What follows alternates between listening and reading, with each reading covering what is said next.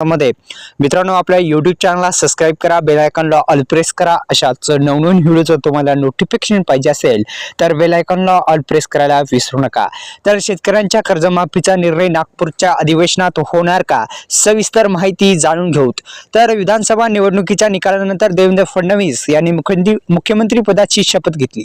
शपथविधीच्या मंत्रिमंडळ विस्तार पार पडला आहे आणि यामध्ये 39 जे आमदार आहेत ते मंत्रिपदाची शपथ घेतली आहे। मात्र या मंत्र्यांना कोणते खाते मिळणार आहेत हे जाहीर करण्यात आलेले नाही।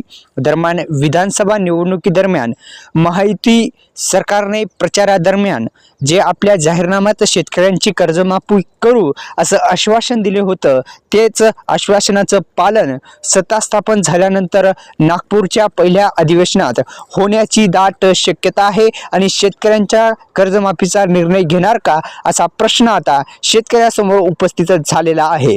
तर एकंदरीत मारुती जे सरकार आहे ते सरकार सत्ता स्थापन केल्यानंतर शेतकरी कर्जमाफीची निर्णय कधी होणार असा प्रश्न आता शेतकरी बांधव उपस्थित करत आहेत महायुती सरकारला।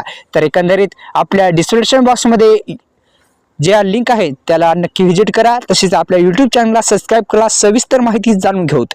तर दरम्यान आतापर्यंत या संदर्भात एक नवीन माहिती समोर आलेली आहे। 2019 मध्ये महाविकास आघाडी सरकार सत्तेत आल्यानंतर नागपुरातील हिवाळी अधिवेशनात कर्जमाफी जाहीर करण्यात आलेली होती। त्यामुळे या अधिवेशनात कर्जमाफी होईल अशी अपेक्षा शेतकऱ्यांच्या माध्यमातून आहे। मात्र देवेंद्र फडणवीस यांनी मुख्यमंत्री पदाचाच कारभार हातात घेतल्यामुळे प्रशासनाचा आढावा बैठकीत याबाबत कोणतेही निर्देशन दिलेले नाहीत। तर नक्कीच शेतकऱ्यांच्या जे अधिवेशन आहे या अधिवेशनामध्ये नक्कीच शेतकऱ्यांची कर्जमाफी होईल अशी आशा आहे। तर YouTube चॅनलला सबस्क्राइब केल्यानंतर बेल आयकॉनला ऑल प्रेस करा, डिस्क्रिप्शन बॉक्समध्ये दिलेल्या लिंकला नक्की व्हिजिट करा। धन्यवाद मित्रांनो।